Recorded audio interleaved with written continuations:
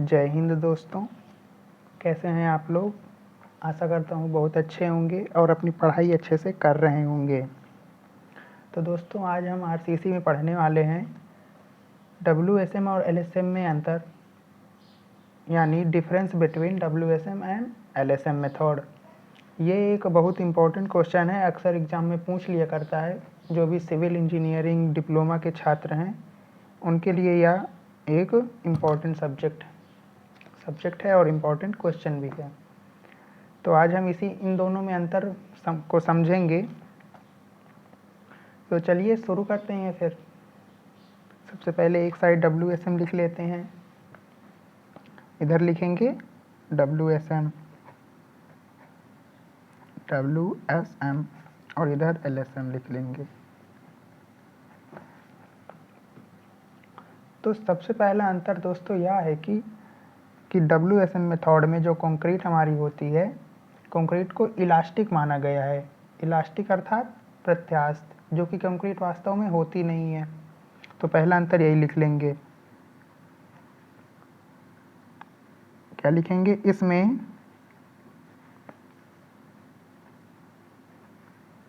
Concrete को प्रत्यास्थ elastic बोलते हैं इंग्लिश में, माना गया है, जो वास्तव में नहीं होती है। कंक्रीट वास्तव में इलास्टिक होती नहीं है, यही बात लिख देंगे। और इसमें लिख देंगे, इसका उल्टा लिख देंगे सीधा। इसमें इलास्टिक तो नहीं माना गया, लेकिन एलएसएम मेथड में कंक्रीट को यह माना गया कि कंक्रीट फेल होने से पहले प्लास्टिक अवस्था में आ जाती है। प्लास्टिक यानी कि उसकी जो लेंथ है, लंबाई में तो कुछ परिवर्तन आ जाएगा, तब हम समझ जाएंगे कि कंक्रीट हमारी प्लास्टिक स्टेज में आ गई है और अब वह टूट सकती है। तो लिखेंगे इस बात को। इसमें कंक्रीट फेल होने से पहले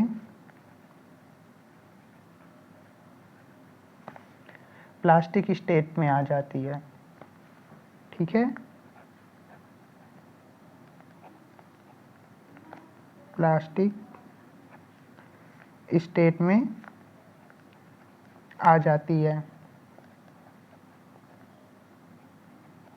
आप इस लाइन को उल्टा भी लिख सकते हैं कि यहाँ पे लिख सकते हैं कि इसमें कंक्रीट को इलास्टिक नहीं माना गया है। वैसे यहाँ पे एक ही बात है दोनों में। और यहाँ पे अब दूसरा अंतर ये होता है कि आपने थर्ड सेमेस्टर सोम में पढ़ा होगा हुक का नियम। तो डब्ल्यूएसएम जो मेथड होता है यह हुक के नियम का पालन करता है। हुक के नियम क्या होता था, पहले लिख लेते हैं। हुक का नियम होता था stress directly proportional to strain. ये हुक का नियम होता था। तो डब्ल्यूएसएम इसका पालन करता है। लिखेंगे इस बात को।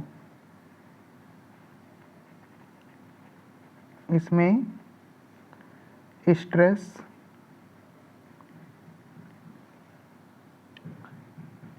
स्ट्रेन के समानुपाती होता है। समानुपाती डायरेक्टली प्रोपोर्शनल टू के समानुपाती होता है। क्या होता है, इसको स्ट्रेस को इससे और स्ट्रेन को ई से प्रदर्शित करते हैं। सिग्मा डायरेक्टली प्रोपोर्शनल टू ई। यह हुक के नियम का पालन करता है। यह हुक का नियम होता है या हुक के नियम का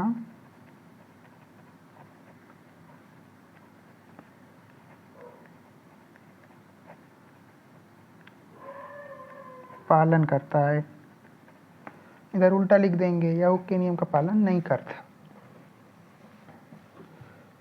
ध्यान रखेंगे इस चीज का। या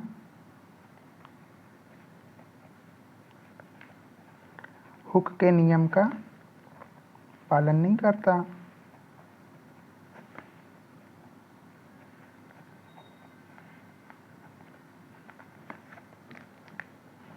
अब तीसरा लिखेंगे।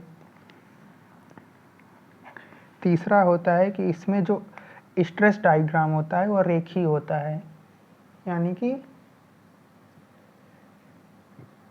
जो स्ट्रेस का डायग्राम हम बनाते हैं, आपने पीछे देखा होगा अपने चैप्टर्स में, जो स्ट्रेस का डायग्राम बना रहे थे वो बिल्कुल रेखीय बन रहा था।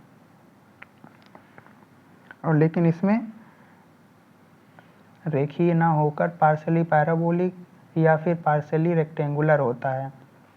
लिखेंगे इस चीज को और मैं बना के भी दिखा दूंगा। इसमें स्ट्रेस डायग्राम रेखीय होता है।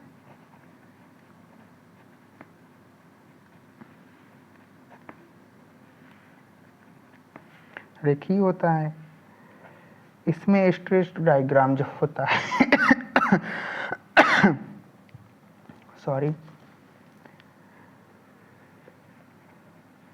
इसमें स्ट्रेस डायग्राम, स्ट्रेस डायग्राम कैसा होता है? आंशिक पैराबोलिक को क्या बोलते हैं?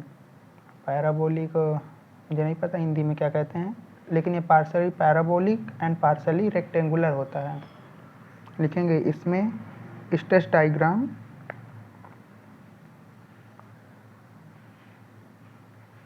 पार्शियली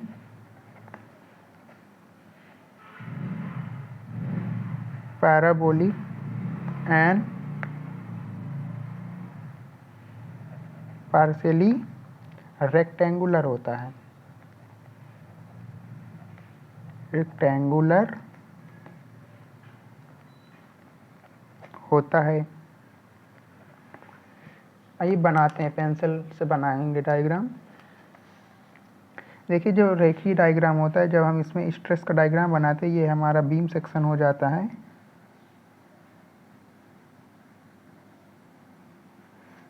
ये हमारा बीम सेक्शन है। जब हम इसमें स्ट्रेस का डायग्राम बनाते थे तो कैसा बनता था? ऐसा, कुछ ऐसा बनता था। याद होगा आप लोगों को?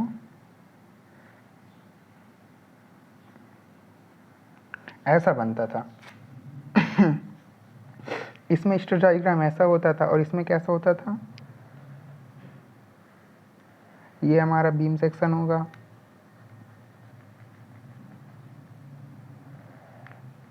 इसमें टेंशन तो इधर हो जाता था, टेंशन 0.87 FY हो जाता था, लेकिन यहाँ पे ये कुछ हिस्सा ऐसे रेक्टेंगुलर बनता था और फिर पैराबोलिक बनता था। ये एक्चुअल में डायग्राम होता था इसका, स्ट्रेस डायग्राम। समझ गए आप लोग? अब चौथा पॉइंट लिखेंगे। चौथा पॉइंट क्या होता है? इसमें जो मॉड्यूलर रेशियो होता है उसका प्रयोग किया जाता है कि इसमें WSM में। लिखेंगे इसमें मॉड्यूलर रेशियो M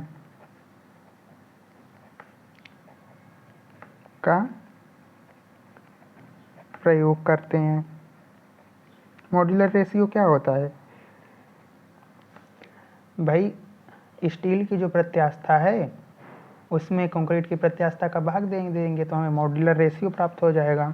अब आप ही थोड़ा सोचिए कि जब हम इसमें LSM में कंक्रीट को इलास्टिक मान ही नहीं रहे हैं तो उसमें मॉड्यूलर रेशियो कैसे निकालेंगे? नहीं निकाल सकते। इसलिए क्या, इसमें मॉड्यूलर रेशियो का प्रयोग नहीं करते हैं।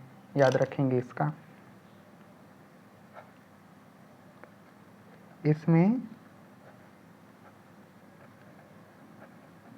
मॉड्यूलर रेशियो का प्रयोग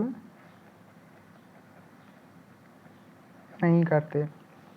इसमें करते हैं, इसका ये होता है modular ratio, small m equal to ES upon EC। याद रखेंगे, ES मतलब इलास्टिसिटी ऑफ स्टील, EC मतलब इलास्टिसिटी ऑफ कंक्रीट। ठीक है, याद रखेंगे, ध्यान रखेंगे इस चीज़ का।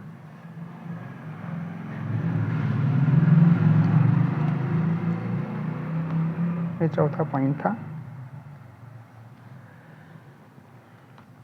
अब अगला पॉइंट क्या होगा? अगला पॉइंट क्या होगा? इसमें सुरक्षा गुणांक का प्रयोग करते हैं। WSM में सुरक्षा गुणांक यानी कि फैक्टर ऑफ सेफ्टी का प्रयोग करते हैं। आइए लिखते हैं, इसमें सुरक्षा गुणांक का प्रयोग करते हैं।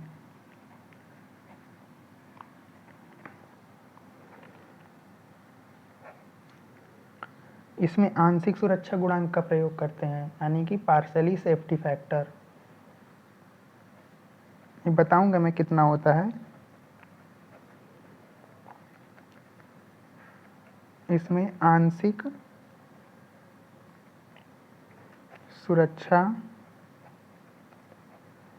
गुणांक का प्रयोग करते हैं।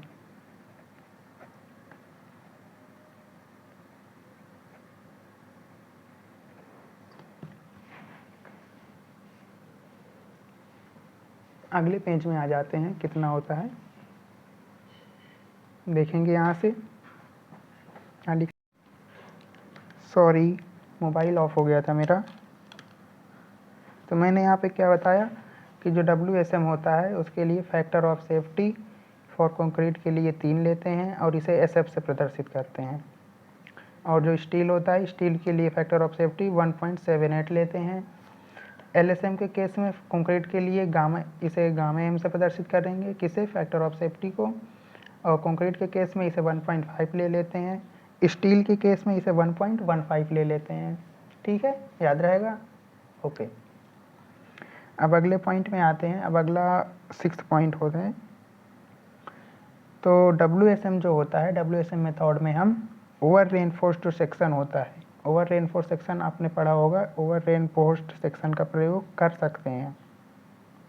लेकिन LSM मेथड में ओवर रेनफोर्स्ड सेक्शन अमान्य होता है। ये IS कोड के द्वारा बताया गया है कि हम LSM में ओवर रेनफोर्स्ड का यूज नहीं करेंगे। तो लिख देंगे इसको, इसमें ओवर रेनफोर्स्ड सेक्शन का प्रयोग कर सकते हैं। सेक्शन का यूज कर सकते हैं, इधर लिखेंगे। तो मैंने क्या बताया, LSM में ओवर रेनफोर्स्ड सेक्शन जो है वो अमान्य है, इनवैलिड है। तो लिखेंगे इसमें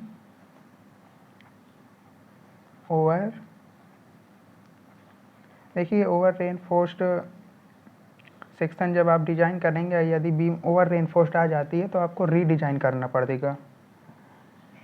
उस केस में हमें फिर से डिजाइन करना पड़ेगा और वैल्यू फिर से एज्यूम करनी पड़ेगी जो भी हम डिजाइन के लिए यूज कर रहे होंगे। ठीक है, याद रखेंगे, ओवर रेनफोर्स्ड सेक्शन का यूज नहीं करते। ठीक है, नहीं करते हैं। 7वां पॉइंट लिखेंगे, 7th पॉइंट। 7th पॉइंट क्या है? इसमें स्टील की मात्रा अधिक रहेगी। स्टील की मात्रा कैसे अधिक रहेगी, डाउट आया? तो स्टील की मात्रा ऐसे अधिक रहेगी, जब हम ओवर रेनफोर्स सेक्शन का यूज करते हैं तो हमारे में जो टेंसाइल स्ट्रेंथ होती है वो एक्स्ट्रा आती है, और एक्स्ट्रा टेंसाइल स्ट्रेंथ देने के लिए हमें एक्स्ट्रा बार का यूज करना पड़ता है। तो हम एक्स्ट्रा बार का यूज करेंगे तो ऑटोमेटिकली स्टील की जो हमारी मात्रा है वो बढ़ जाएगी। ठीक है, लिखेंगे इसमें स्टील की मात्रा अधिक होती है।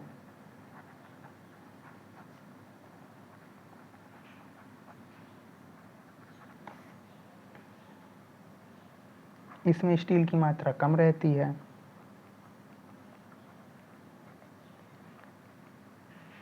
इसमें स्टील की मात्रा कम रहती है।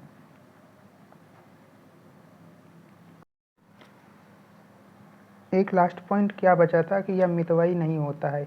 मितव्ययी कैसे नहीं होगा? जब हम इसमें स्टील की मात्रा ज़्यादा यूज करेंगे तो मितव्ययी नहीं हो पाएगा, हमें स्टील ज़्यादा लगाना पड़ेगा, ज़्यादा खरीदना पड़ेगा। यह मितव्ययी होता है। जब हमें स्टील की मात्रा कम है तो स्टील कम यूज करेंगे तो यह मितव्ययी हो जाएगा। तो आशा करता हूँ दोस्तों आपको यह समझ आया होगा। लेक्चर कैसा लगा आप कमेंट करके बताइएगा, यदि कोई कमी है तो वो भी बताइएगा। और अपने चैनल सिविल ज्ञान 2.0 को सब्सक्राइब करें और दोस्तों के साथ शेयर कीजिए, सब्सक्राइब कीजिए और बेल आइकन ज़रूर दबा लीजिए ताकि अगली बार कोई वीडियो आए तो आपको सबसे पहले मिल जाए। धन्यवाद दोस्तों, जय हिंद, ध्यान रखिए अपना।